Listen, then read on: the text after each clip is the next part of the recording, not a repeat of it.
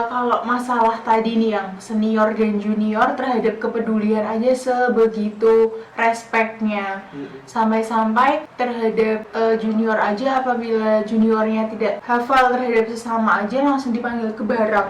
Nah saat dipanggil ke barak, jujur nih ya, ada nggak kekerasan di dalam SMA Tarunan Nusantara itu? Jujur nggak ya?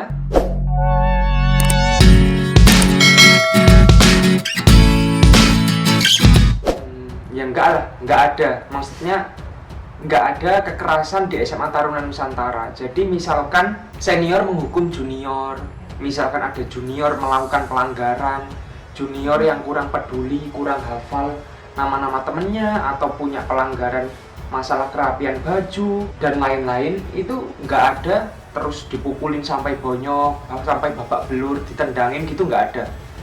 Jadi senior paling menegur, memberi nasihat, nyuruh push up. Biasanya nih yang suruh push up berapa gitu. Misalkan disuruh push up 50 atau 60 kali. Ya semampunya berapa. Kita misalkan push up mampunya 30. Terus berhenti dulu. Capek, ya udah berhenti dulu. Terus habis itu dilanjutin lagi sampai 60 itu. Gitu. Nah, terus biasanya sambil push up itu sambil kasih nasihat, sambil diceramai lah ibaratnya. Kalau enggak itu disuruh nahan push up gitu. Terus sambil dinasihatin, kamu kalau jadi siswa SMA Tarunan Nusantara itu harus gini, yang kamu dulu nggak rapi itu harus ditinggalkan, segala macem. Kadang juga dibentak-bentak, ya itu melatih mental aja sih. Dibentak-bentak itu ya nggak selalu itu jelek, tapi buat melatih mental kita juga. Terus kayak disuruh push up gitu, misalkan orang lain menganggap itu penyiksaan, tapi bagi kita itu sangat bermanfaat karena kita itu ada ujian keselamatan jasmani yang isinya itu lari, push up, sit up, pull up, terus lari bentuk angka 8 itu. Nah itu kan shuttle run ya, shuttle run, namanya shuttle run. Nah, nanti kan itu sangat bermanfaatnya kan di situ. Jadi nggak sekedar ngasih hukuman yang nggak ada dampak baiknya buat kita. Terus disuruh push up kayak gitu kan membentuk badan kita kan untuk apa? Jadi lebih kenceng, jadi buat olahraga, buat ngangkat-ngangkat sesuatu kan jauh lebih kuat daripada kita nggak pernah latihan fisik. Nah seperti itu. Terus kadang dihukumnya itu lucunya itu malam-malam disuruh datang ke asrama atau baraknya itu, disuruh bangunin jam 12 malam atau jam 1 atau jam 2 malam. Buat ngapain? Nggak buat olahraga, tapi buat bangunin dia untuk sholat malam, untuk tahajud biasanya. Jadi biar senior kita menghukum kita itu bangun malam-malam kan cukup mengganggu juga tuh, capek-capek malam-malam suruh bangun pakai alarm gitu, terus datang gelap-gelap ke asrama senior bangunin untuk sholat.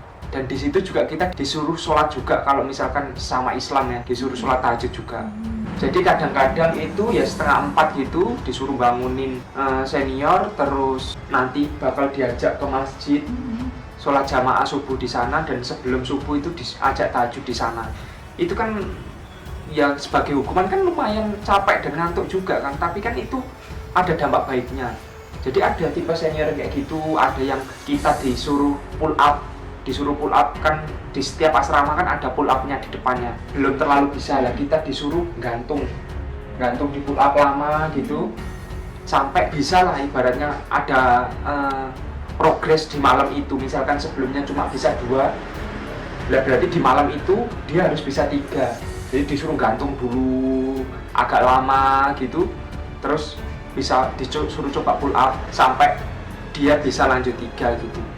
Nah di situ juga sambil diceramai, biasanya dinasihatin tentang kesalahan kita. Jadi nggak ada kekerasan, tapi sesuatu yang bermanfaat semua itu. Kalau misalkan ada tindakan atau ada hukuman dari senior, dan itu biasanya kelas 1 ya, kayak gitu. Kalau kelas 2 itu biasanya senior ke kita, kelas 3 ke kelas 2 itu udah agak longgar lah, maksudnya udah lebih fleksibel, nggak kaku kayak dulu kelas 3 ke kelas 1 atau kelas 2 ke kelas 1. Kenapa kelas 1 selalu digitukan? Itu karena dia itu masa peralihan antara SMP yang bebas ke SMA yang semi militer seperti itu.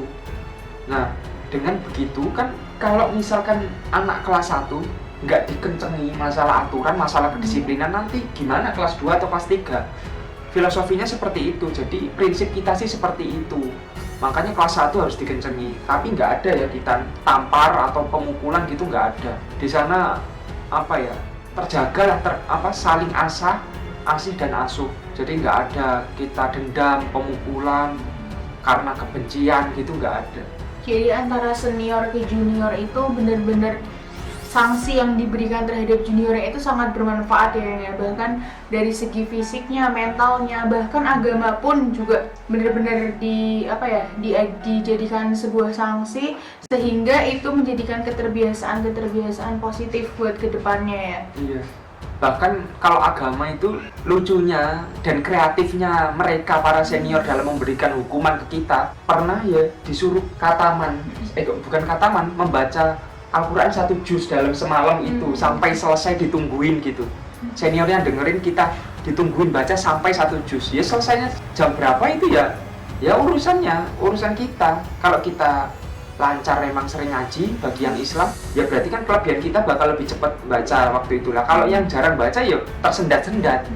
Nah jadi agak lama sampai malam gitu. Nah di situ kan nggak usah tindakan fisik, nggak usah pemukulan, nggak usah kekerasan, dia itu akan ada imbas tersendiri, nggak akan ngulangi perbuatannya lagi. Dan itu pun kan ada dampak baiknya buat sisi agama dia gitu. Jadi bagus ya yang menanamkan karakter yang positif buat juniornya yang ngelakuin kesalahan. Jadi di Taruna Nusantara ini kan diasramakan ya, barak per barak gitu ya.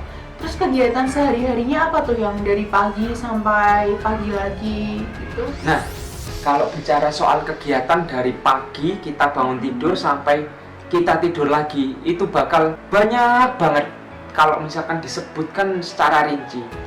Jadi kalau garis besarnya gini, misalkan kita bangun pagi, itu sekitar jam 4 atau bahkan setengah 4 atau jam setengah 5.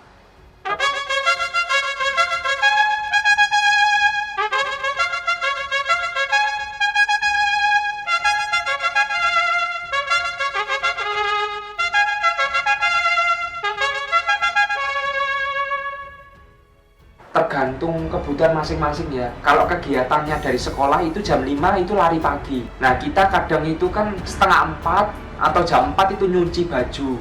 Walaupun di sana ada laundry, tapi kita kan ada baju-baju khusus yang perlu kita cuci sendiri biar bersih banget atau nggak ketuker lah. Jadi biasanya baju-baju putih atau baju-baju pesiar, baju-baju yang baju-baju kebanggaan kita, kebesaran kita lah. Ibaratnya seperti itu biasanya kita cuci sendiri. Nah biar setrikanya juga bagus, bersih juga.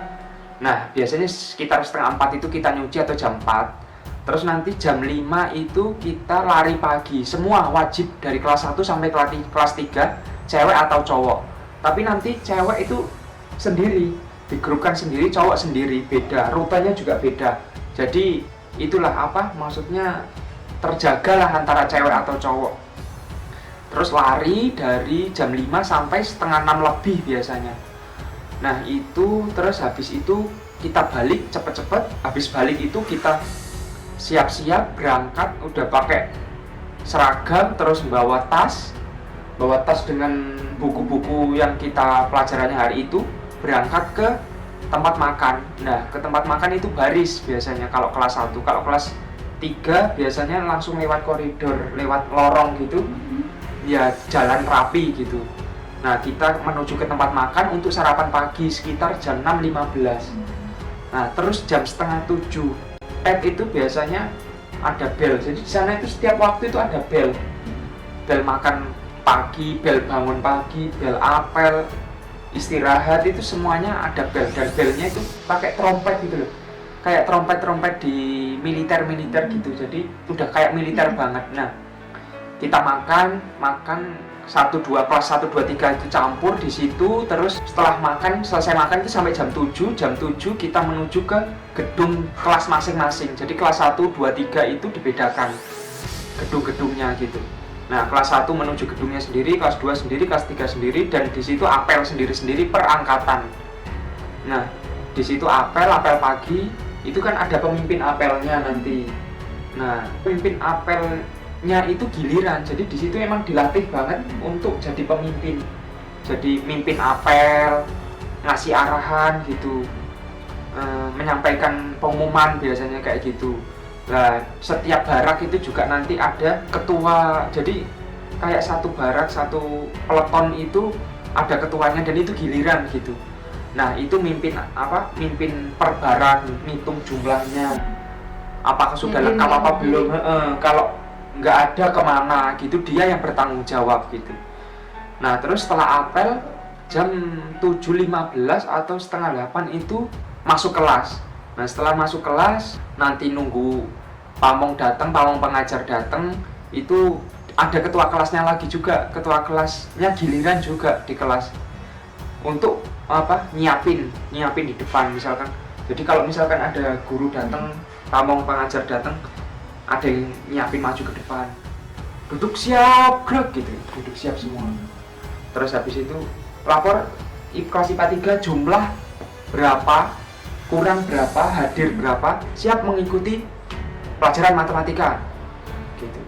Nah terus habis itu lanjutkan gitu, kita balik kanan, terus istirahat di tempat gerak, nah gitu baru mulai pelajaran. Jadi setiap pergantian pelajaran tuh ada yang nyiapin kayak gitu. Nah nanti pelajarannya sampai jam 2 siang dan itu ada istirahatnya juga setiap jam 10 sama jam 12 adzan duhur itu buat sholat.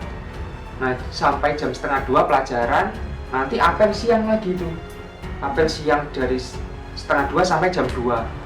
Nah itu apel siang juga di gedungnya masing-masing. Untuk kelas 1, kelas 2, kelas 3 itu apel sendiri-sendiri, nggak campur. Jadi setiap angkatan apel sendiri. Ya seperti biasa dihitung jumlah personilnya lengkap atau tidak. Kalau enggak kemana, harus ketemu pokoknya.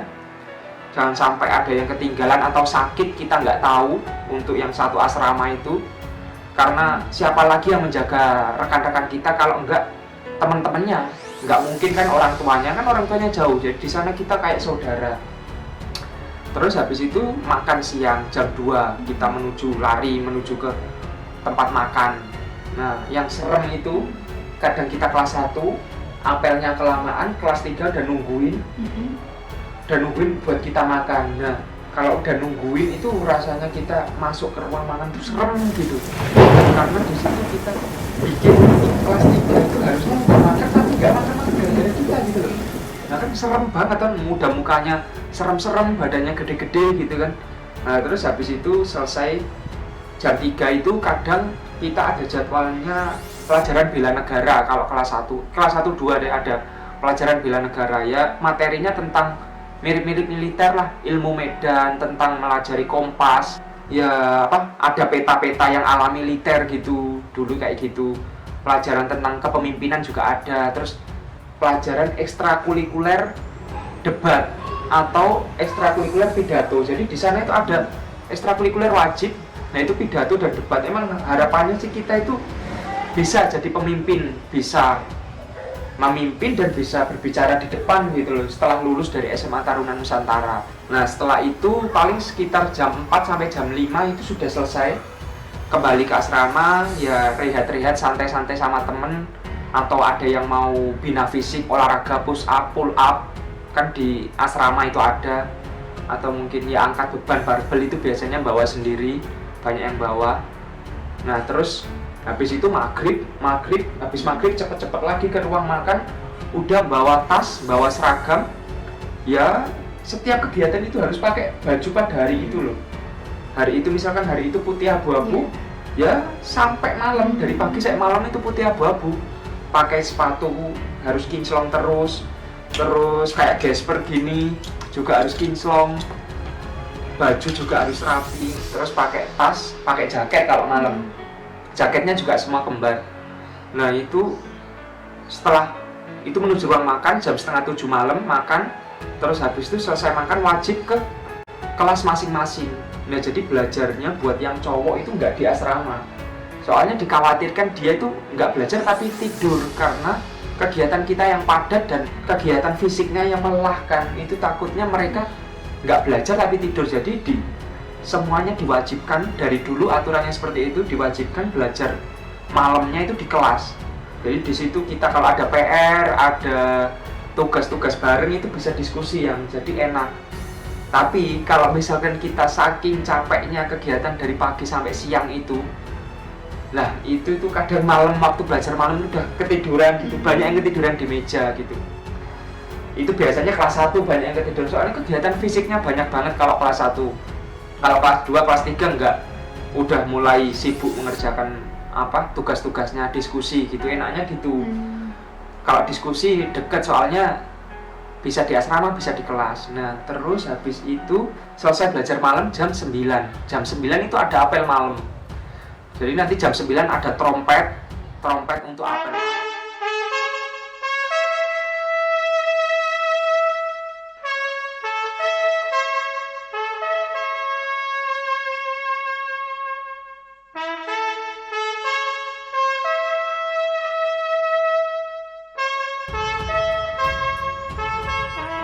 Untuk apel malam, jadi trompetnya itu beda-beda, lama-lama hafal nanti ini trompet apa gitu, trompet bangun, trompet apa hafal. Nah terus apel malam selesai sekitar setengah 10.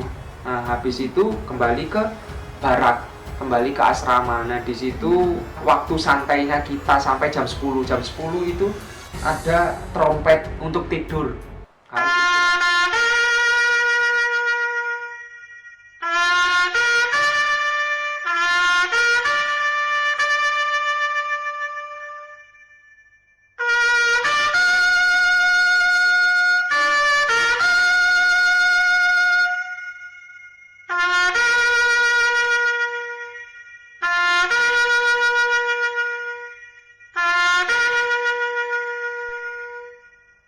Harus istirahat, nanti ada pengasuh yang keliling suruh tidur, jangan ada yang main, jangan ada yang masih di barak di asrama senior disuruh balik gitu-gitu. Nah biasanya kita kalau punya kesalahan dihukum senior itu biasanya setelah apel malam itu jantung itu berdebar-debar, harus menghadap ke senior. Biasanya waktu-waktu itulah untuk menghadap. Nah jadi kegiatannya itu sangat padat seperti itu sampai jam 10 malam itu baru santai. Jadi capek banget, rasanya capek. Tapi ya lama-lama kebiasaan, udah jadi kebiasaan, nggak capek juga. Buktinya ya semua itu banyaknya kok yang bisa melalui itu. Jadi walaupun padat tapi sangat terstruktur ya kegiatannya. Iya, semua sangat terjadwal. Jadi positifnya bisa buat semua siswa dan siswinya itu benar-benar disiplin buat kedepannya. Oh iya ya. Kalau masalah seragam nih, seragamnya kan banyak ya jenisnya, tapi kadang tuh ada yang di sininya ada tali-tali gitu tuh apa ya? Oh iya, di sini ada tali kur namanya. Tali kur ya? Iya, tali kur itu dipakai buat siswa-siswa yang